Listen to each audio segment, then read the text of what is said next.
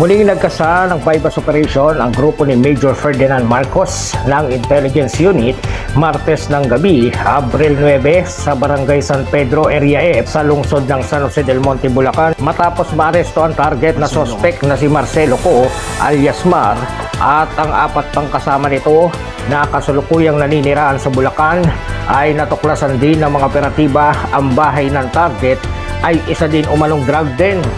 So, kuya, nagbebenta ng mga illegal na droga?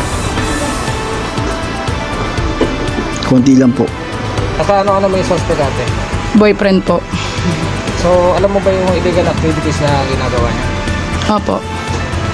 Pero hindi ko po yun tinitingnan kasi nag-ano lang po siya para pangkain, panggastos niya dito sa bahay. Nakumpiska naman sa 5 suspect ang nasa kabuuang 5 gramo ng hinihinalang shabu na nasa street value na 34,000 piso at iba pang illegal paraphernalia at na-recover naman ang 500 pesos bill na bypass money. Nagpapasalamat naman ang Barangay Kagawad sa PNP sa isinagawang matagumpay na operasyon ng PNP San Jose del Monte, Bulacan.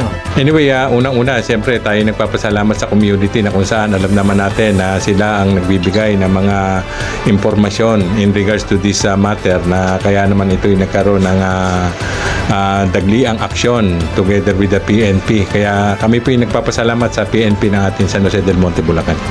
Naharap ngayon ang 5 suspects sa kasong may kinalaman sa Republic Act 9165 o Comprehensive Dangerous Drugs Act of 2002. Actually, hindi naman nagkulang ang pamunuan ng ating barangay sa pangunguna ng ating masipag na punong barangay na kung saan sila ay paulit-ulit na pinapaalalahanan na sana ay tigilan na nga yung ganitong pagkaka-involve sa hindi magandang gawain.